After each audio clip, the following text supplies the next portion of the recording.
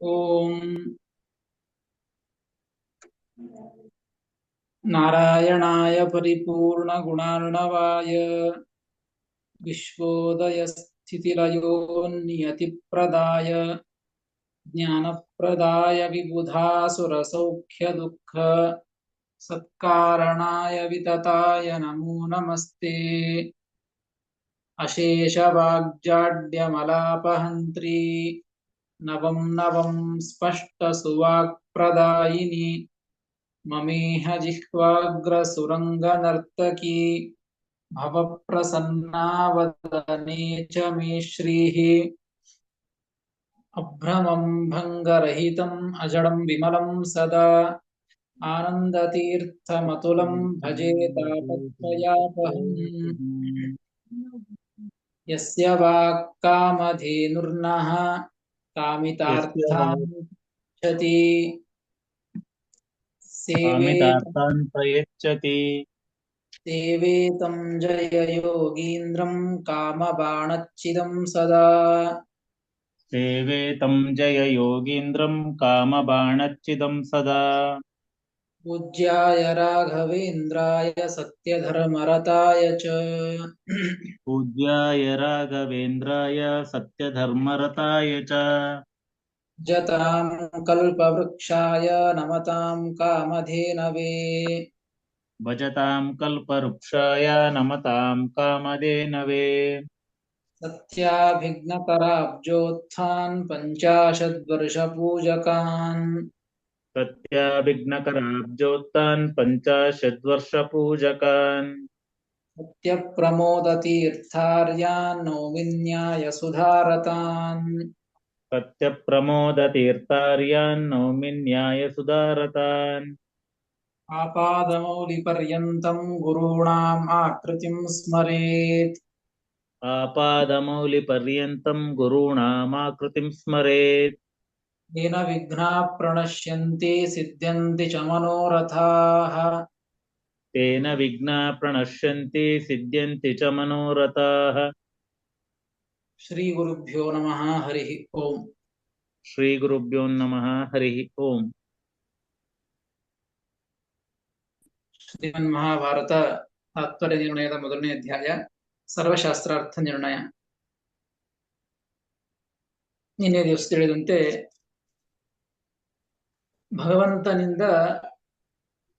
ಭಗವಂತನ ಆಭಾಸಕರು, ಭಗವಂತನ ಅಧೀನರು ಯಾರು? ಎಲ್ಲರೂ ಭಗವಂತನ ಅಧೀನರು. ಅದು ಹೇಗೆ ಭಗವಂತನ ಅಧೀನರು ಅಂತ ತಿಳಿಸ್ಲಿಕ್ಕೆ ಹೇಳಿದ್ದು, ಯಾರು ಯಾರ ಪ್ರತಿಬಿಂಬರೋ ಅವರು ಅವರ ಅಧೀನರು ಅಂತ ಅರ್ಥ. ನಾವು ಕನ್ನಡಿ ಮುಂದೆ ನಿಂತಾಗ ನಮ್ಮ ಪ್ರತಿಬಿಂಬ ಕನ್ನಡಿಯಲ್ಲಿ ಬೀಳ್ತದೆ ಅಂದ್ರೆ ಆ ಪ್ರತಿಬಿಂಬ ನಮ್ಮ ಅಧೀನ ಅಂತ ಅರ್ಥ. ಹಾಗೆ ಭಗವಂತನಿಂದ ಎಲ್ಲರೂ ಪ್ರತಿಬಿಂಬಿತರಾದವರು, ಭಗವಂತ ಬಿಂಬ, ಎಲ್ಲರೂ ಪ್ರತಿಬಿಂಬರು. ಅದಕ್ಕಾಗಿ ಎಲ್ಲರೂ ಭಗವಂತನ ಅಧೀನರು ಅಂತ ತಿಳಿಸಿಕೊಡುತ್ತಾರೆ. ಅದಕ್ಕೆ ಶ್ರೀಮದಾಚಾರ್ಯರಲ್ಲಿ ಮೊದಲಿಗೆ 14ನೇ ಶ್ಲೋಕದಲ್ಲಿ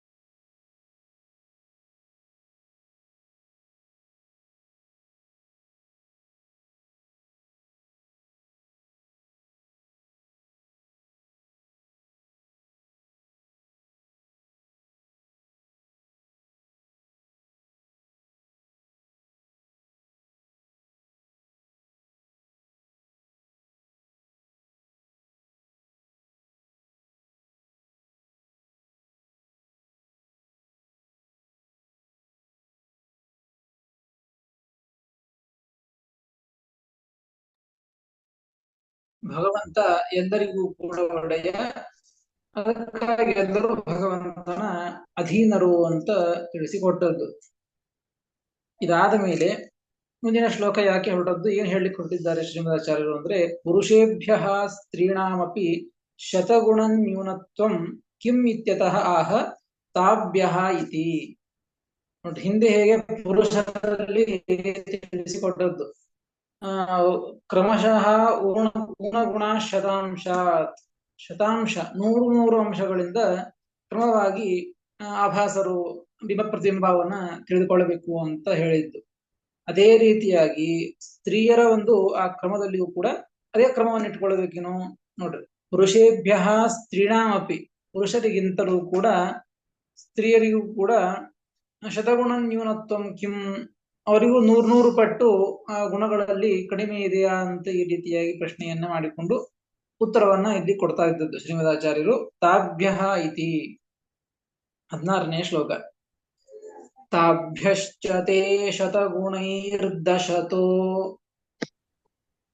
ತಾಭ್ಯಶ್ಚ ತೇ ಶತಗುಣೈರ್ದಶತೋ ವರಿಷ್ಠಾಃ ವರಿಷ್ಠಾಃ ಪಂಚೋತ್ತರೈರಪಿ ಯಥಾ ಪಂಚೋತ್ತರೈರಪಿ ಯಥಾ ಕ್ರಮಶಃ ಶ್ರುತಿಸ್ಥಾಃ ಕ್ರಮಶಃ ಶ್ರುತಿಸ್ಥಾಃ ಶಬ್ದೋ ಬಹುತ್ವವಚನಃ ಶಬ್ದೋ ಬಹುತ್ವವಚನಃ ಶತಮಿತ್ಯತಶ್ಚ ಶತಮಿತ್ಯತಶ್ಚ ಶ್ರುತ್ಯಂತರೇಷು ಬಹುಧೋಕ್ತಿ ಶ್ರುತ್ಯಂತರೇಷು ಬಹುಧೋಕ್ತಿ ವಿರುದ್ಧತಾನ ವಿರುದ್ಧತಾನ ತಾಭ್ಯಶ್ಚ ತೇ ಶತಗುಣೈರ್ದಶತೋ ವರಿಷ್ಠಾಃ ಪಂಚೋತ್ತರೈರಪಿ ಯಥಾ ಕ್ರಮಶಃ ಶ್ರುತಿಸ್ಥಾಃ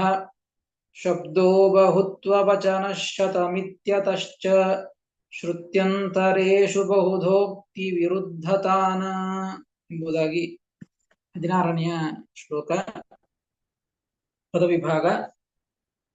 ತಾಭ್ಯಃ ಚ ತೇ ಶತಗುಣೈಃ ದಶತಃ ವರಿಷ್ಠಾಃ ಪಂಚೋತ್ತರೈಃ ಅಪಿ ಯಥಾ ಕ್ರಮಶಃ ಶ್ರುತಿಸ್ಥಾಃ ಶಬ್ದಃ ಬಹುತ್ವವಚನಃ ಶತಂ ಇತಿ ಅತಃ ಚ, 4 ಶಬ್ದಗಳಿವೆ. ಶತಂ ಇತಿ ಅತಃ ಚ ಶ್ರುತ್ಯಂತರೇಷು ಬಹುಧೋಕ್ತಿ ವಿರುದ್ಧತಾ ನ ಎಂಬುದಾಗಿ ಪದವಿಭಾಗ. ಆಗಲೇ ಹೇಳಿದಂತೆ ಪ್ರಶ್ನೆಯನ್ನು ಮಾಡಿಕೊಂಡು ಅದಕ್ಕೆ ಉತ್ತರವನ್ನು ಕೊಡ್ತಾ ಇದ್ದದ್ದು. ಪುರುಷರಿಗಿಂತಲೂ ಸ್ತ್ರೀಯರು ಅದೇ ರೀತಿಯಾಗಿ 100 ಪಟ್ಟು ಅಂಶದಲ್ಲಿ 100 ಪಟ್ಟು ಕಡಿಮೆನ ಗುಣಗಳಲ್ಲಿ ಅಂತ ಪ್ರಶ್ನೆ, ಅದಕ್ಕೆ ಉತ್ತರವನ್ನು ಕೊಡ್ತಾ ಇದ್ದದ್ದು. ಅದಕ್ಕೆ ಹೇಳ್ತಾರೆ ಶ್ರೀಮದಾಚಾರ್ಯರು, ತಾಭ್ಯಶ್ಚ ತೇ ಶತಗುಣೈರ್ದಶತೋ ವರಿಷ್ಠಾಃ ಪಂಚೋತ್ತರೈರಪಿ ಯಥಾ ಕ್ರಮಶಃ ಶ್ರುತಿಸ್ಥಾಃ. ನೋಡಿ, ತೇ ಪುರುಷಾಃ, ತೇ ಅಂತಿದೆ ನೋಡಿ, ತಾಭ್ಯಶ್ಚ ತೇ ಅಂತಿದೆ. ತೇ ಅಂದ್ರೆ ಪುರುಷರು, ಪುರುಷ ದೇವತೆಗಳು ಅಂತ ಅರ್ಥ. ಪುರುಷರು, ಆ ಪುರುಷರು ತಾಭ್ಯ, ತಾಭ್ಯ ಅಂದ್ರೆ ಸ್ತ್ರೀಯರು, ಆ ಸ್ತ್ರೀಯರಿಗಿಂತಲೂ ಕೂಡ ಎಷ್ಟು ಪಟ್ಟು ಉತ್ತಮರು, ಅಥವಾ ಪುರುಷರಿಗಿಂತ ಎಷ್ಟು ಪಟ್ಟು ಸ್ತ್ರೀಯರು ಕಡಿಮೆ. ಇಲ್ಲಿ ಹೇಳ್ತಾ ಇದ್ದದ್ದು ವರಿಷ್ಠಾಃ ನೋಡಿ, ಶತಗುಣೈಃ ಸ್ತ್ರೀ ತಾಭ್ಯ ಸ್ತ್ರೀಭ್ಯ ಅಂತ ಅರ್ಥ. ಎಲ್ಲ ಪುರುಷರು ಕೂಡ ಸ್ತ್ರೀಯರಿಗಿಂತಲೂ ಕೂಡ ಎಷ್ಟು ವ್ಯತ್ಯಾಸ ಇದೆ ಅಂತಂದ್ರೆ ಶತಗುಣೈಃ ಪಂಚೋತ್ತರೈಃ ಪಂಚಗುಣೈಃ ಅಧಿಕಾಃ. ನೋಡಿ, 3 ಇದೆ. ಶತಗುಣೈಃ ದಶತಃ ಎಂಬುದಕ್ಕೆ ದಶಗುಣೈಃ ಅಂತ ಅರ್ಥ. ಮತ್ತು ಪಂಚೋತ್ತರೈಃ ಪಂಚಗುಣೈಃ. ಒಟ್ಟು ಕೆಲವು ಜನ ಸ್ತ್ರೀಯರಿಗಿಂತಲೂ ಕೂಡ 100 ಪಟ್ಟು ಉತ್ತಮರು, 100 ಗುಣಗಳಿಂದ ಉತ್ತಮ, 100 ಪಟ್ಟು ಗುಣಗಳಿಂದ ಉತ್ತಮರು. ಇನ್ನು ಕೆಲವರು ದಶತಃ ದಶಗುಣೈಃ 10 ಪಟ್ಟು ಗುಣಗಳಿಂದ ಉತ್ತಮರು. ಇನ್ನು ಕೆಲವರು ಪಂಚೋತ್ತರೈಃ ಅಂತಿದೆ, ಪಂಚಗುಣೈಃ ಅಧಿಕಾಃ 5 ಗುಣಗಳಿಂದ 5 ಪಟ್ಟು ಗುಣಗಳಿಂದ ಅಧಿಕರಾಗಿ ಇದ್ದಾರೆ. ಯಾರು? ಪುರುಷರು ಸ್ತ್ರೀಯರಿಗಿಂತಲೂ ಕೂಡ ಈ ರೀತಿಯಾಗಿ ಅಧಿಕರಾಗಿ ಇದ್ದಾರೆ. ಕೆಲವು ಜನ 100 ಪಟ್ಟು ಉತ್ತಮರು, ಕೆಲವು ಜನ 10 ಪಟ್ಟು, ಕೆಲವು ಜನ 5 ಪಟ್ಟು, ಹೀಗೆ ಇದ್ದಾರೆ. ಹೀಗೆ ಇದ್ದಾರೆ ಅಂತ ಹೇಳ್ಬಿಟ್ರಿ ಇಲ್ಲಿ. ತಾಭ್ಯಶ್ಚತೆ ಶತಗುಣೈರ್ದಶತೋ ವರಿಷ್ಠ ಪಂಚೋತ್ತರೈರಪಿ ಅಂತ ಶ್ಲೋಕದಿಂದ ಏನೋ ಹೇಳಿದ್ರು ಶ್ರೀಮದಾಚಾರ್ಯರಲ್ಲಿ. ಅದನ್ನು ಹೇಗೆ ತಿಳಿದುಕೊಳ್ಳಬೇಕು, ಯಾರ್ಯಾರು ಎಷ್ಟೆಷ್ಟು ಪಟ್ಟು ಯಾರ್ಯಾರಿಗಿಂತ ಉತ್ತಮರು, ಯಾರ್ಯಾರಿಗಿಂತ ಯಾರು ಕಡಿಮೆ ಅಂತೆಂಬುದನ್ನ ಹೇಗೆ ತಿಳಿದುಕೊಳ್ಳಬೇಕು, ಹೇಗೆ ನಿರ್ಣಯವನ್ನು ಮಾಡಬೇಕು ಅಂತಂದ್ರೆ ಅದಕ್ಕೆ ಶ್ರೀಮದಾಚಾರ್ಯರು ಶ್ಲೋಕದಲ್ಲಿ ತಿಳಿಸಿಕೊಡ್ತಾರೆ. ಯಥಾ ಕ್ರಮಶಃ ಶ್ರುತಿಸ್ಥಾಹ ಪ್ರಶ್ನೆ ಮಾಡಿಕೊಳ್ತಾರೆ ಟಿಪ್ಪಣಿಕಾರರು. ಕಥಂ ಏತದ್ ಜ್ಞೇಯಂ, ಇದನ್ನ ಹೆಂಗ್ ತಿಳ್ಕೊಬೇಕ್ರಿ, ಯಾರು 100 ಪಟ್ಟು, ಯಾರು 10 ಪಟ್ಟು, ಯಾರು 5 ಪಟ್ಟು ಅಂತ ಹೇಗೆ ತಿಳಿದುಕೊಳ್ಬೇಕು ಅಂತಂದ್ರೆ ಯಥಾ ಇತಿ ಯಥಾ ಕ್ರಮಶಃ ಶ್ರುತಿಸ್ಥಾಹ, ಯಥಾ ಏನ ಕ್ರಮಶಃ ಕ್ರಮೇಣ ಶ್ರುತಿಸ್ಥಾಹ ಶ್ರುತೌ ಉಕ್ತಾಹ ತೇನ ಕ್ರಮೇಣ ಜ್ಞೇಯಾಃ.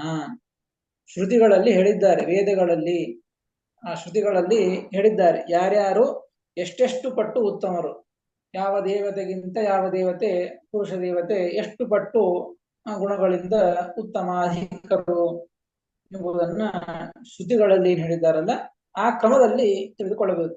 ಮತ್ತು ಹೇಗೆ ಬೇಕಾದ್ರೂ ತಿಳಿದುಕೊಳ್ಳೋದಲ್ಲ, ಶ್ರುತಿಯಲ್ಲಿ ಹೇಗೆ ಉಕ್ತವಾಗಿದೆಯೋ ಶ್ರುತಿಸ್ಥಾಹ, ಶ್ರುತಿಯಲ್ಲಿ ಹೇಗೆ ಇದೆಯೋ ಹಾಗೆ ತಿಳಿದುಕೊಳ್ಳಬೇಕು ಎಂಬುದನ್ನ ಹೇಳ್ತಾ ಇದ್ದದ್ದು. ನನು ಪ್ರಜಾಪತಿ ಶಬ್ದವಾಚ್ಯ ರುದ್ರಾತ್ ಶತಗುಣಾಧಿಕ್ಯ ಮುಕ್ತಂ ಬ್ರಹ್ಮಣಃ ತೈತ್ತರೀಯ ಶ್ರುತೌ. ಮೊನ್ನೆ ಪ್ರಶ್ನೆ ಬಂತು, ನಿನ್ನೆ ಪ್ರಶ್ನೆ ಮಾಡಿಕೊಂಡದ್ದು ಏನು, ಪ್ರಜಾಪತಿ ಶಬ್ದವಾಚ್ಯ ರುದ್ರಾತ್. ಪ್ರಜಾಪತಿ ಅಂದ್ರೆ ಪ್ರಜಾಪತಿ ಶಬ್ದದಿಂದ ಕರೆಸಿಕೊಳ್ಳುವ ರುದ್ರದೇವರು. ಆ ರುದ್ರದೇವರಿಗಿಂತಲೂ ಕೂಡ ಶತಗುಣಾಧಿಕ್ಯ ಮುಕ್ತಂ ಬ್ರಹ್ಮಣಃ, ಬ್ರಹ್ಮದೇವರಿಗೆ ಎಷ್ಟು ಅಧಿಕ್ಯ ಇದೆ, ರುದ್ರದೇವರಿಗಿಂತಲೂ ಕೂಡ ಬ್ರಹ್ಮದೇವರು ಎಷ್ಟು ಅಧಿಕರು, ಎಷ್ಟು ಗುಣಗಳಿಂದ ಉತ್ತಮರು ಅಧಿಕರು ಅಂತಂದ್ರೆ ತೈತ್ತರೀಯ ಶ್ರುತಿ, ತೈತ್ತರೀಯ ಶ್ರುತಿಯಲ್ಲಿ ಹೇಳಿದ್ದಾರೆ. ಎಷ್ಟು ಹೇಳಿದ್ದಾರೆ ಅಂದ್ರೆ ಶತಗುಣಾಧಿಕ್ಯ ಮುಕ್ತಂ ಬ್ರಹ್ಮಣಃ, 100 ಪಟ್ಟು ಗುಣಗಳಿಂದ ಬ್ರಹ್ಮದೇವರು ಉತ್ತಮರು ಅಂತ ಹೇಳಿದ್ದಾರೆ. ಎಲ್ಲಿ? ತೈತ್ತರೀಯ ಶ್ರುತಿಯಲ್ಲಿ. ರುದ್ರದೇವರಿಗಿಂತಲೂ ಕೂಡ ಬ್ರಹ್ಮದೇವರು 100 ಪಟ್ಟು ಶತಗುಣೈಹಿ ಶತಗುಣಾಧಿಕ್ಯ ಮುಕ್ತಂ. ಇದು ಒಂದು ಶ್ರುತಿಯಲ್ಲಿ. ಮತ್ತೊಂದು ಶ್ರುತಿಯಲ್ಲಿ ಹೇಳ್ತಾರೆ, ಛಾಂದೋಗ್ಯ ಉಪನಿಷತ್ತಿನೊಳಗೆ ವೇದದಲ್ಲಿ ಶ್ರುತಿಯಲ್ಲಿ ಛಾಂದೋಗ್ಯ ಸಪ್ತಮಾಧ್ಯಾಯಿತು, ಛಾಂದೋಗ್ಯ ಉಪನಿಷತ್ತಿನ 7ನೇ ಅಧ್ಯಾಯ, ಆ 7ನೇ ಅಧ್ಯಾಯದಲ್ಲಿ ತಿಳಿಸಿಕೊಡ್ತಾರೆ. ಸ್ಮರ ಶಬ್ದವಾಚ್ಯ ರುದ್ರಾತ್ ಶತಾಧಿಕ ಆಶಾ ಶಬ್ದವಾಚ್ಯಾಯಾಃ ಸರಸ್ವತ್ಯಾಃ ತಸ್ಯಾಃ ಪ್ರಾಣಸ್ಯ ಶತಗುಣಾಧಿಕ್ಯ ಮುಕ್ತಂ ಅತಃ ಶ್ರುತೀನಾಂ ವಿರೋಧಾತ್ ಕಥಂ ಜ್ಞೇಯಂ ಇತ್ಯತಃ ಆಹ ಶಬ್ದ ಇತಿ. ಒಂದು ಕಡೆಗೆ ತೈತ್ತರೀಯ ಉಪನಿಷತ್ತಿನೊಳಗೆ ರುದ್ರದೇವರಿಗಿಂತಲೂ ಯಾರು ಬ್ರಹ್ಮದೇವರು 100 ಪಟ್ಟು ಉತ್ತಮರು ಅಂತ ಹೇಳಿದ್ದು. ಛಾಂದೋಗ್ಯ ಭಾಷ್ಯದ 7ನೇ ಅಧ್ಯಾಯದಲ್ಲಿ ಹೇಳ್ತಾರೆ, ಸ್ಮರ ಶಬ್ದ ವಾಚ್ಯ, ಸ್ಮರ ಅಂತ ರುದ್ರದೇವರ ಹೆಸರು, ಆ ಹೆಸರಿನಿಂದ ವಾಚ್ಯರಾದಂತಹ ರುದ್ರದೇವರು ಪಟ್ಟು ರುದ್ರದೇವರು ಅಂತ ಅರ್ಥ. ಆ ರುದ್ರದೇವರಿಗಿಂತಲೂ ಕೂಡ ಶತಾಧಿಕ 100 ಪಟ್ಟು ಆಶಾ ಶಬ್ದ ವಾಚ್ಯಾಯ ಸರಸ್ವತ್ಯಾಹ, ಸರಸ್ವತಿಗೆ ಆಶಾ ಅಂತ ಹೆಸರು. ಆ ಸರಸ್ವತೀ ದೇವಿ ಆ ರುದ್ರದೇವರಿಗಿಂತಲೂ ಕೂಡ 100 ಪಟ್ಟು ಉತ್ತಮಳು. ತಸ್ಯಾಹ ಪ್ರಾಣಸ್ಯ ಶತಗುಣಾಧಿಕ್ಯ ಮುಕ್ತಂ. ನೋಡಿ, ಸರಸ್ವತೀ ದೇವಿ ರುದ್ರದೇವರಿಗಿಂತ ಸ್ಮರಶಬ್ದ ವಾಚ್ಯರಾದಂತಹ ರುದ್ರದೇವರಿಗಿಂತಲೂ ಸರಸ್ವತೀ ದೇವಿ 100 ಪಟ್ಟು ಉತ್ತಮಳು. ಆ ಸರಸ್ವತೀ ದೇವಿಗಿಂತಲೂ ಕೂಡ ಬ್ರಹ್ಮದೇವರು ಅಂದ್ರೆ ಪ್ರಾಣದೇವರು ಬ್ರಹ್ಮದೇವರು ಇಬ್ಬರು ಒಂದೇ. ಪ್ರಾಣಸ್ಯ ಶತಗುಣಾಧಿಕ್ಯ ಮುಕ್ತಂ, ಪ್ರಾಣದೇವರಿಗೆ, ಮುಖ್ಯ ಪ್ರಾಣದೇವರಿಗೆ ಬ್ರಹ್ಮದೇವರಿಗೆ ಮತ್ತೆ 100 ಪಟ್ಟು ಆಧಿಕ್ಯವನ್ನು ಹೇಳಿದ್ದಾರೆ. ಏನಾಯ್ತು ಹಾಗಾದ್ರೆ, ಛಾಂದೋಗ್ಯೋಪನಿಷತ್ತಿನಲ್ಲಿ ಹೇಳಿದಂತೆ ರುದ್ರದೇವರಿಗಿಂತಲೂ ಸರಸ್ವತೀ ದೇವಿ 100 ಪಟ್ಟು, ಸರಸ್ವತೀ ದೇವಿಗಿಂತಲೂ 100 ಪಟ್ಟು ವಾಯುದೇವರು ಅಥವಾ ಬ್ರಹ್ಮದೇವರು ಅಂತ ಹೇಳಿದ್ದು. ಹಾಗಾದ್ರೆ ರುದ್ರದೇವರಿಂದ ಎಷ್ಟು ಪಟ್ಟು ಉತ್ತಮರು ಅಂತ ಹೇಳಿದಂತೆ ಆಯಿತು. ಛಾಂದೋಗ್ಯ ಉಪನಿಷತ್ತಿನೊಳಗೆ 200 ಪಟ್ಟು, 200 ಪಟ್ಟು ಗುಣಗಳಲ್ಲಿ ಅಧಿಕರು ಅಂತ ಛಾಂದೋಗ್ಯದಲ್ಲಿ ಹೇಳಿದಂತೆ ಆಯಿತು. ತೈತ್ತರೀಯ ಉಪನಿಷತ್ತಿನಲ್ಲಿ ಸ್ಪಷ್ಟವಾಗಿ ಹೇಳಿದ್ದು ರುದ್ರದೇವರಿಗಿಂತಲೂ ಕೂಡ ಬ್ರಹ್ಮದೇವರು 100 ಪಟ್ಟು ಉತ್ತಮರು, ಅಧಿಕರು ಅಂತ ಹೇಳಿದ್ದು. ವಿರೋಧವಂತಲ್ಲ, ಶ್ರುತಿಗಳಲ್ಲೇನೆ ಪರಸ್ಪರವಾಗಿ ಶ್ರುತಿಗಳಲ್ಲೇನೆ ಒಂದೇ ಶ್ರುತಿಗಳೇನೆ ಭಾಗ ಮಾಡಿದ್ದು ಬೇರೆ, ಛಾಂದೋಗ್ಯ ಉಪನಿಷತ್ತು ತೈತ್ತರೀಯ ಉಪನಿಷತ್ತು ಅಂತ ಹೇಳಿ. ಆದ್ರೆ ಶ್ರುತಿತ್ವೇನ ಶ್ರುತಿಗಳು ಅಂತ ಅಂದ್ರೆ ಒಂದೇ. ಅದೇ ಶ್ರುತಿಗಳಲ್ಲೇನೆ ಒಂದು ಶ್ರುತಿ ಈ ರೀತಿಯಾಗಿ 100 ಪಟ್ಟು ಅಂತ ಹೇಳ್ತದೆ, ಮತ್ತೊಂದು ಶ್ರುತಿ 200 ಪಟ್ಟು ಅಂತ ಹೇಳ್ತಾ ಇದೆ. ಹಾಗಾದರೆ ನೀವಾದ್ರೂ ಇಲ್ಲಿ ತಿಳಿಸಿಕೊಟ್ಟದ್ದು ಮೂಲದಲ್ಲಿ ನೋಡಿ, ಯಥಾ ಕ್ರಮಶಃ ಶ್ರುತಿ ಸ್ಥಾಹ ಅಂತ ಹೇಳಿದ್ದಾರೆ. ಶ್ರುತಿಯಲ್ಲಿ ಕ್ರಮವಾಗಿ ಹೇಗೆ ಹೇಳಿದ್ದಾರೋ, ಎಷ್ಟು ಪಟ್ಟು ಯಾರ್ಯಾರು ಉತ್ತಮರು ಅಂತ ಹೇಳಿದ್ದಾರೋ ಆ ಕ್ರಮವನ್ನ ತಿಳಿದುಕೊಳ್ಳಬೇಕು ಅಂತ ಹೇಳಿದ್ದು. ಶ್ರುತಿಯಲ್ಲಿ ಹೀಗೆ ಹೇಳಿದಾಗ ವಿರೋಧವಂತಲ್ಲ, ಯಾವುದು ಸರಿ ಅಂತ ತಿಳಿದುಕೊಳ್ಳಬೇಕು. ತೈತ್ತರೀಯ ಉಪನಿಷತ್ತಿನಂತೆ ರುದ್ರದೇವರಿಗಿಂತ 100 ಪಟ್ಟು ಉತ್ತಮರನ್ನು ತಿಳಿದುಕೊಳ್ಳಬೇಕು, ಛಾಂದೋಗ್ಯ ಉಪನಿಷತ್ತಿನಂತೆ ರುದ್ರದೇವರಿಗಿಂತ 200 ಪಟ್ಟು ಉತ್ತಮರು ಅಂತ ತಿಳಿದುಕೊಳ್ಳಬೇಕು ಅಂತ ವಿರೋಧ ಬಂದಾಗ ಕಥಂ ಜ್ಞೇಯಂ, ಇದನ್ನು ಹೇಗೆ ತಿಳಿದುಕೊಳ್ಳಬೇಕು ಅಂತ ಪ್ರಶ್ನೆಯನ್ನ ಸಂಶಯ ಬಂದಾಗ ಪ್ರಶ್ನೆಯನ್ನು ಕೇಳಿದಾಗ ಅದಕ್ಕೆ ಶ್ರೀಮದಾಚಾರ್ಯ ಉತ್ತರವನ್ನು ಕೊಡ್ತಾರೆ. ಶಬ್ದ ಇತಿ ಶಬ್ದೋ ಬಹುತ್ವ ವಚನ ಶತಮಿತ್ಯತಶ್ಚ. ಈ ಶತಂ ಎಂಬುವಂತಹ ಶಬ್ದ ಏನಿದೆಯಲ್ಲ, ಈ ಶಬ್ದ ಕೇವಲ 100 ಎಂಬುವಂತಹ ಅರ್ಥವನ್ನ ಮಾತ್ರ ಹೇಳಿ ಹೊರಟದ್ದಲ್ಲ. ಶಬ್ದೋ ಯಾವ ಶಬ್ದ ಶತಂ ಇತಿ ಶಬ್ದ, ಶತಂ ಎಂಬುವಂತಹ ಶಬ್ದ ಏನಿದೆಯಲ್ಲ, 100 ಅಂತ ಈ ಸಂಸ್ಕೃತದಲ್ಲಿ ಶತ ಅಂತ ಏನಿದೆಯಲ್ಲ, ಈ ಶಬ್ದಕ್ಕೆ ಕನ್ನಡದಲ್ಲಿ 100 ಅಂದ್ರೆ 100 ಅಂತೆ ಅರ್ಥ. ಆದ್ರೆ ಸಂಸ್ಕೃತದಲ್ಲಿ ಇರ್ತಕ್ಕಂತಹ ಶತಶಬ್ದ ಏನಿದೆಯಲ್ಲ, ಇದು ಕೇವಲ 100 ಸಂಖ್ಯೆಯನ್ನು ಮಾತ್ರ ತಿಳಿಸಿಕೊಡ್ಲಿಕ್ಕೆ ಹೊರಟದ್ದಲ್ಲ. ಇದು ಬಹುತ್ವ ವಚನ. ಶತ ಅಂದ್ರೆ ಬಹಳ ಅಂತ ಅರ್ಥ. ಅದೇ ಹೇಳಿದ ಶ್ರೀಮದಾಚಾರ್ಯರು ವಿರೋಧವಂತಲ್ಲ ಅಂತ ಟಿಪ್ಪಣಿಯಲ್ಲಿ ಆಕ್ಷೇಪವನ್ನ ತಿಳಿಸಿಕೊಟ್ಟಿದ್ದಾರೆ. ಹಾಗೆ ವಿರೋಧ ಬಂತು ಅಂತಂದ್ರೆ ಬರೋದಿಲ್ಲ. ಯಾಕೆ ಬರೋದಿಲ್ಲ ಅಂದ್ರೆ ಶಬ್ದೋ ಬಹುತ್ವ ವಚನ ಶತಮಿತ್ಯತಶ್ಚ. ಶತಂ ಇತಿ ಶಬ್ದ ಬಹುತ್ವ ವಚನ. ಶತಂ ಎಂಬುವಂತಹ ಶಬ್ದ ಬಹಳ ಅಂತ ಅರ್ಥದೊಳಗೆ ಈ ಶಬ್ದವನ್ನ ಪ್ರಯೋಗ ಮಾಡಿದ್ದು ಆ ಅರ್ಥವನ್ನ ತಿಳಿಸಿಕೊಡುತ್ತದೆ. ಬಹುತ್ವಂ, ಬಹುತ್ವ ಅಂದ್ರೆ ಎಷ್ಟು? ಬಹಳ ಅಂತಂದ್ರೆ 1, 2 ಬಿಟ್ರೆ 3ರಿಂದ ಎಲ್ಲವೂ ಬಹಳವೇ ಅಂತ ಅರ್ಥ. ಬಹು ಅಂದ್ರೆ 2ಕ್ಕಿಂತ ಹೆಚ್ಚಿಗೆ ಆದ್ರೆ ಬಹಳ ಅಂತ ಅರ್ಥ. ಬಹುತ್ವಂ ದಶ ಸಹಸ್ರಾದಿ ತದ್ವಾಚಿ. ನೋಡಿ, ಬಹುತ್ವ ಎಂಬುದು 10, 100, 1000 ಹೀಗೆ ಅರ್ಥವನ್ನ ತಿಳಿಸಿಕೊಡುತ್ತದೆ.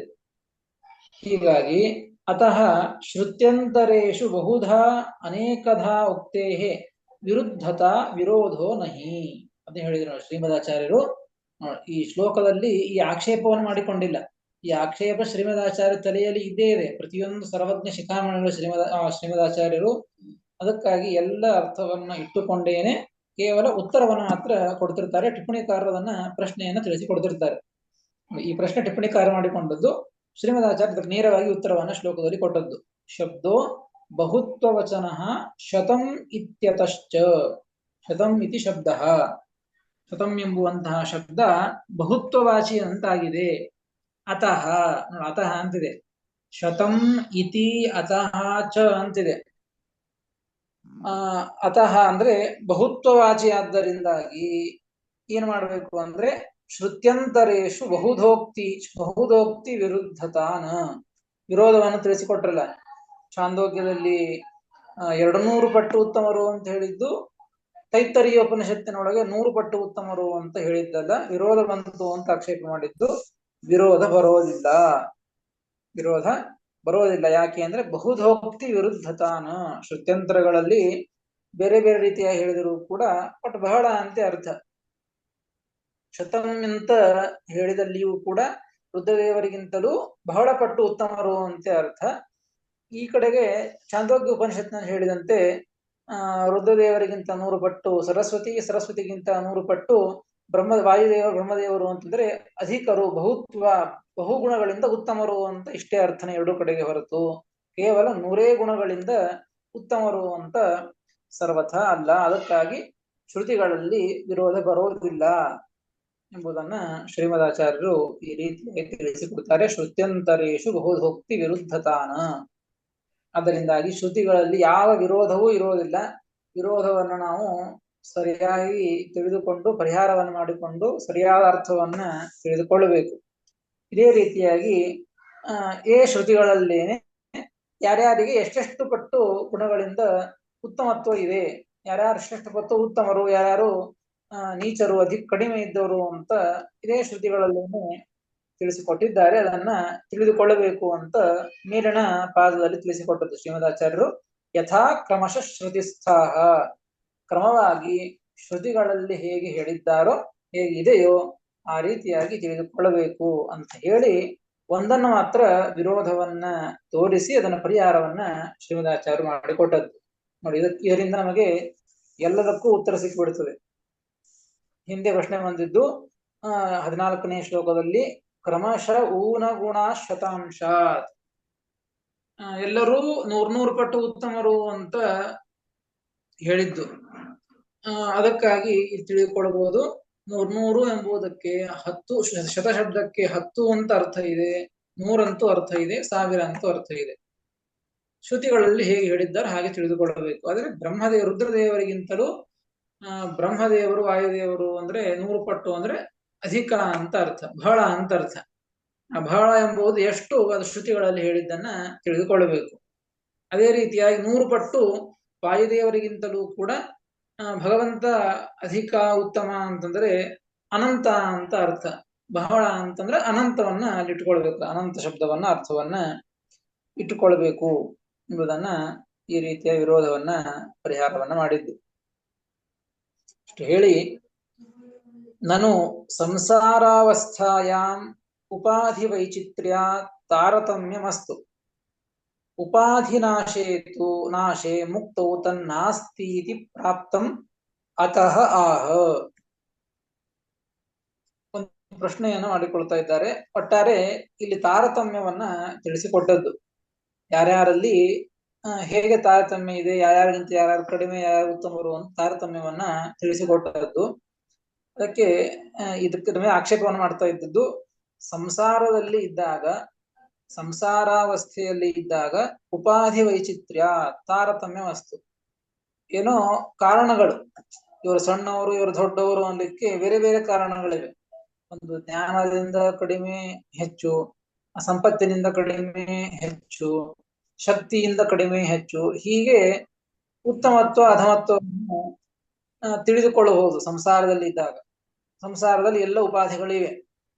ಆದರೆ ಉಪಾಧಿನಾಶೆ, ಇಲ್ಲಿರ್ತಕ್ಕಂಥ ಯಾವ ಉಪಾಧಿಗಳು ಕೂಡ ಮೋಕ್ಷದಲ್ಲಿ ಇಲ್ಲಿ ಲೌಕಿಕವಾದಂತಹ ಈ ನಾಶ ಪ್ರಾಕೃತವಾದಂತಹ ನಾಶವುಳ್ಳಂತಹ ಉಪಾಧಿಗಳೆಲ್ಲವೂ ಕೂಡ, ಶಕ್ತಿಯಾಗಲಿ ಅಥವಾ ಸಂಪತ್ತಾಗಲಿ, ಇಲ್ಲಿಯ ಜ್ಞಾನವಾಗಲಿ ಅಥವಾ ನಾನಾ ರೀತಿಯಾದಂತಹ ಈ ಉಪಾಧಿಗಳೇನಿವೆ ಅಲ್ಲ, ಉಪಾಧಿಗಳು ಇಲ್ಲಿ ಇದ್ದದ್ದು.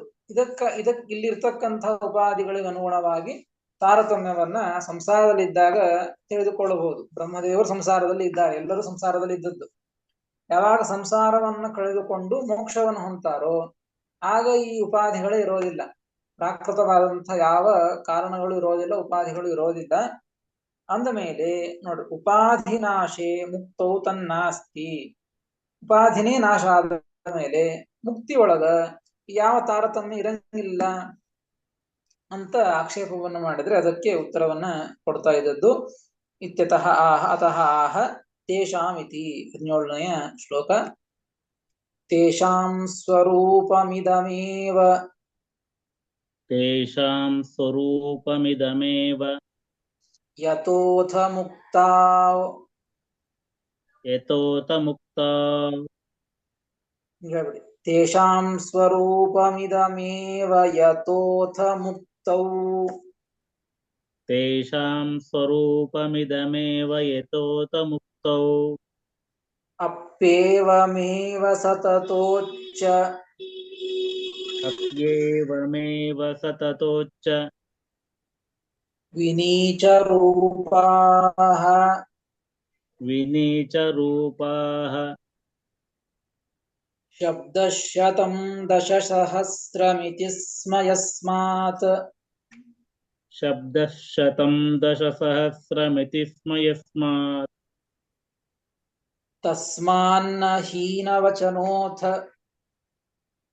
तस्मान्न हीनवचनोत ततोऽग्र्यरूपाः ततोऽग्र्यरूपाः तेषां स्वरूपमिदमेव यतोऽथ मुक्तावप्येवमेव सततोच्च विनीचरूपाः शब्दशतं दशसहस्रमिति स्म यस्मात् तस्मान्न हीनवचनोऽथ ತಥೋಗ್ರ್ಯರೂಪಾಃ ಎಂಬುದಾಗಿ 17ನೆಯ ಶ್ಲೋಕ.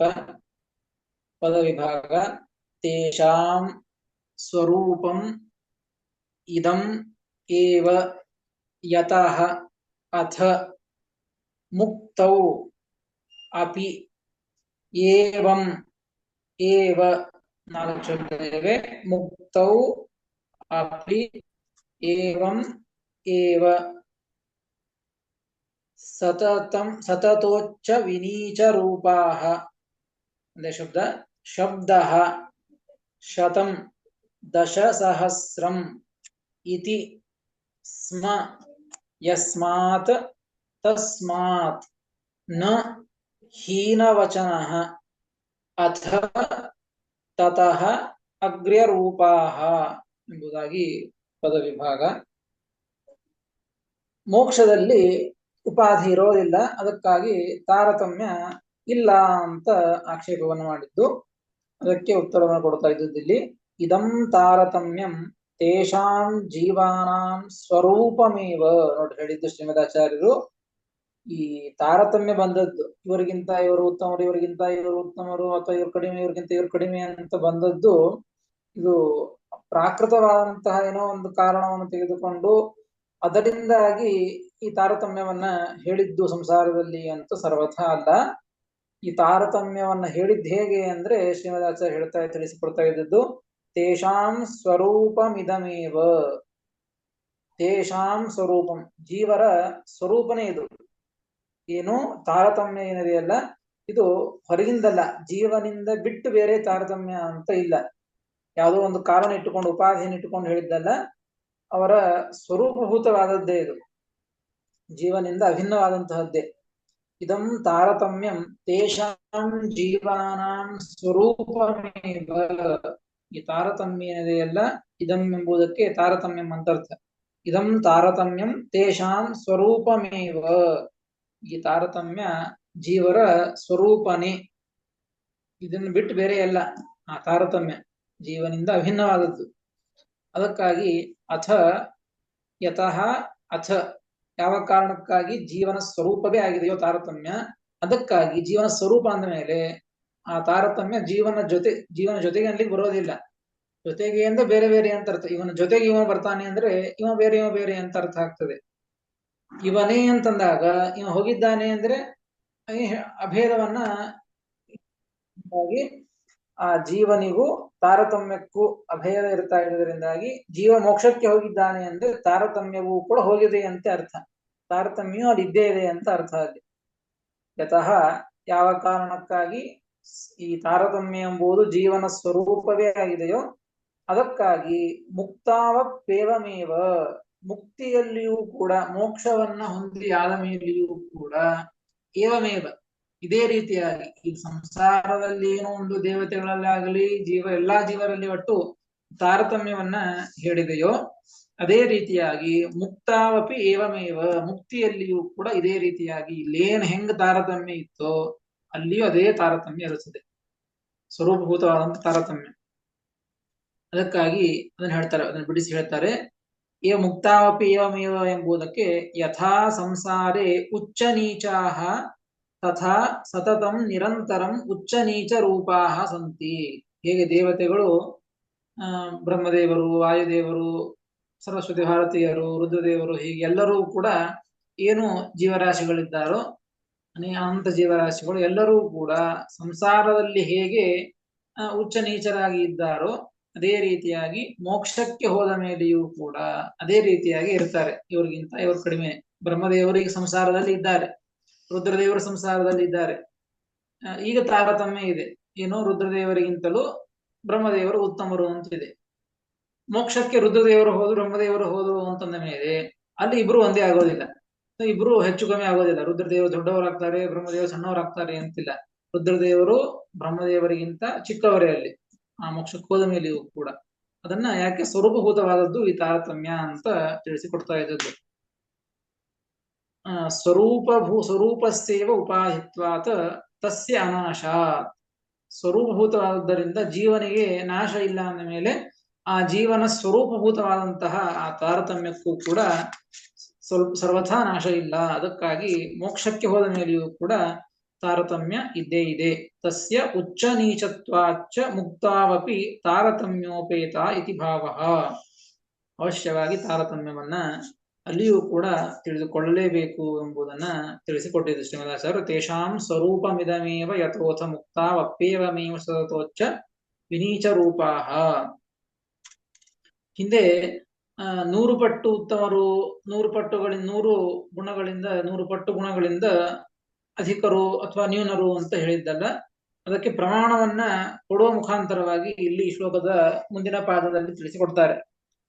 ಶಬ್ದಶತಂ ದಶಸಹಸ್ರ ಮಿತಿಸ್ಮಯಸ್ಮಾತ್ ತಸ್ಮಾನ್ನ ಹೀನವಚನೋಥ ತತೋಗ್ರ ರೂಪಾಹ. ಶತಶಬ್ದಸ್ಯ ಬಹುತ್ವವಾಚಿತ್ವೇ ಕಿಂ ಪ್ರಮಾಣಂ. ಶತಶಬ್ದಕ್ಕ ಹಿಂದಿನ ಶ್ಲೋಕದಲ್ಲಿ ಹೇಳಿದ್ರಲ್ಲ ಶ್ರೀಮದಾಚಾರ್ಯರು, ಶಬ್ದೋ ಬಹುತ್ವವಚನ ಶತಮಿತ್ಯದಶ್ಚ ಅಂತ ಹೇಳಿ. ಶತಶಬ್ದಕ್ಕೆ ಬಹು ಅಂತ ಅರ್ಥ ಇದೆ ಅಂತ ಹಿಂದಿನ ಶ್ಲೋಕದಲ್ಲಿ ಹೇಳಿದ್ದು. ಇದಕ್ಕೇನು ಪ್ರಮಾಣ ಅಂತ ಆಕ್ಷೇಪವನ್ನು ಮಾಡಿಕೊಂಡು ಉತ್ತರವನ್ನು ಕೊಡ್ತಾ ಇದ್ದದ್ದು. ಶಬ್ದಶತಂ ದಶಸಹಸ್ರ ಮಿತಿಸ್ಮ ಯಸ್ಮಾ, ಇದು ಪ್ರಮಾಣ. ಮಹಾಭಾರತದಲ್ಲಿ ಬಂದಂತಹ ಒಂದು ಈ ಪ್ರಮಾಣ. ಶತಂ ದಶಸಹಸ್ರಂ ಇತಿ ಅಂತ ಒಂದು ಶ್ಲೋಕದಲ್ಲಿ ಬರ್ತದೆ. ಅದನ್ನ ಇಲ್ಲಿ ಪ್ರಮಾಣವನ್ನಾಗಿ ಈ ಶ್ಲೋಕದಲ್ಲಿ ಸೇರಿಸಿ ಹೇಳ್ತಾ ಇದ್ದಾರೆ ಶ್ರೀಮದಾಚಾರ್ಯರು. ಶಬ್ದಶತಂ ದಶಸಹಸ್ರ ಮಿತಿಸ್ಮ ಯಸ್ಮಾತ್. ಶಬ್ದ ಶತಂ ಎಂಬುವಂತಹ ಶಬ್ದ ದಶಸಹಸ್ರ, ಶತ ಅಂತೂ ಈ ಅರ್ಥಗಳಿಂದ ಪ್ರಸಿದ್ಧವಾದದ್ದು ಎಂಬುದನ್ನ ಹೇಳ್ತಾ ಇದ್ದದ್ದು. ಶ್ರುತ್ಯರ್ಥಾನುವಾದ ಪೂರ್ವಕಂ ಪ್ರತೀಕಗ್ರಹಣಂ ಶತಂ ಇತಿ ತೇನ ದಶಶತಂ ಸಹಸ್ರಂ ಇತಿ ಅಪರಿಮಿತ ನಾಮಾನಿ ಇತಿ ಶಬ್ದಃ ಶ್ರುತಿ ಪ್ರಸಿದ್ಧಃ. ಯಸ್ಮಾತ್ ತಸ್ಮಾತ್ ಶತಶಬ್ದೋ ಹೀನವಚನಃ ಅಲ್ಪವಾಚಿ ನ. ಟಿಪ್ಪಣಿಯಲ್ಲಿ ತಿಳಿಸ್ತಾರೆ. ಅದಕ್ಕಾಗಿ ಈ ರೀತಿಯಾಗಿ ಪ್ರಮಾಣ ಇರುವುದರಿಂದಾಗಿ ಶತಶಬ್ದಕ್ಕೆ ಕೇವಲ 100 ಅಂತ ಅರ್ಥವನ್ನ ತಿಳಿದುಕೊಳ್ಳುವಂತೆ ಇಲ್ಲ. ನೋಡಿ ಹೇಳಿದ ಶ್ರೀಮದಾಚಾರ್ಯರು. ಶಬ್ದಶತಂ ದಶಸಹಸ್ರಂ ಇತಿ ಯಸ್ಮಾತ್, ಹಿಂಗ್ ಪ್ರಮಾಣ ಇರೋದರಿಂದ, ತಸ್ಮಾತ್ ಆದ್ದರಿಂದ ನ ಹೀನವಚನ. ಶತ ಎಂಬುವಂತಹ ಶಬ್ದ ಹೀನವಚನ ಅಲ್ಲ, ಕೇವಲ 100 ಅಂತ ಕಡಿಮೆಯ ಒಂದು ಸಂಖ್ಯೆಯನ್ನ ಹೇಳಿಕೊಡುವಂತಹ ಶಬ್ದ ಅಲ್ಲ. ತತಃ ಅಗ್ರ್ಯ ರೂಪಾಹ, ಅದಕ್ಕಿಂತಲೂ ಕೂಡ ಆಧಿಕ್ಯವನ್ನ ತಿಳಿಸಿಕೊಡುವಂತಹ ಶಬ್ದ, ಅಧಿಕಾಯ ಅಂತ ಬಹುತ್ವವನ್ನ ತಿಳಿಸಿಕೊಡುವಂತಹ ಶಬ್ದವಾಗಿದೆ ಎಂಬುದಾಗಿ ಶ್ರೀಮದಾಚಾರ್ಯರು ಈ ಶ್ಲೋಕದಿಂದ ಮುಕ್ತಿ ಎರಡೂ ವಿಚಾರವನ್ನು ತಿಳಿಸಿಕೊಟ್ಟದ್ದು. ಸಂಸಾರದಲ್ಲಿ ತಾರತಮ್ಯ ಹೇಗಿದೆಯೋ ಅದೇ ರೀತಿ ಮೋಕ್ಷಕ್ಕೆ ಹೋದ ಮೇಲೆಯೂ ತಾರತಮ್ಯ ಇದ್ದದ್ದೇ. ಯಾಕೆ ಅಂದ್ರೆ ಜೀವನ ಸ್ವರೂಪಭೂತವಾದದ್ದು ತಾರತಮ್ಯ, ಒಂದು ವಿಚಾರವನ್ನು ತಿಳಿಸಿದ್ದು. ಎರಡನೆಯದ್ದು, ಶತಶಬ್ದಕ್ಕೆ ಈ ರೀತಿಯಾದಂತಹ ಅರ್ಥ ಇದು ಪ್ರಮಾಣ ಸಹಿತವಾದದ್ದು, ಪ್ರಮಾಣದಲ್ಲಿ ಇದ್ದದ್ದು, ಪ್ರಮಾಣ ಪುರಸ್ಸರವಾದದ್ದು ಅಂತ ಅದನ್ನು ಕೊಟ್ಟು ಶತಶಬ್ದಕ್ಕೆ 100 ಅಂತ ಅರ್ಥ ಅಲ್ಲ, ಬಹುತ್ವ ಅಂತ ಅರ್ಥ ಇದೆ ಎಂಬುದನ್ನ ಪ್ರಮಾಣ ಸಹಿತವಾಗಿ ಅದನ್ನ ತಿಳಿಸಿಕೊಟ್ಟದ್ದು ಶ್ರೀಮದಾಚಾರ್ಯರು. ಈ ರೀತಿಯಾಗಿ ತಿಳಿಸಿಕೊಟ್ಟು ಮತ್ತೆ ಇದೇ ರೀತಿಯಾಗಿ ಈ ತಾರತಮ್ಯದ ಮತ್ತೊಂದು ವಿಚಾರಗಳನ್ನು ಕೂಡ ಆಕ್ಷೇಪವನ್ನು ಮಾಡಿಕೊಂಡು ಮತ್ತೆ ಮುಂದಿನ ಶ್ಲೋಕದಲ್ಲಿ ಉತ್ತರವನ್ನ ಕೊಡ್ತಾರೆ. ಅದನ್ನು ಮತ್ತೆ ನಾಳೆ ತಿಳಿಯೋಣ ಅಂತ ಹೇಳ್ತೇನೆ. ಶ್ರೀಕೃಷ್ಣ ಅರ್ಪಣಮಸ್ತು. ಹರೇ ನಮಃ. ನಮಸ್ಕಾರ ಆಚಾರ್ಯ. ಕೃಷ್ಣಾರ್ಪಣಮಸ್ತು. ನಮಸ್ಕಾರ.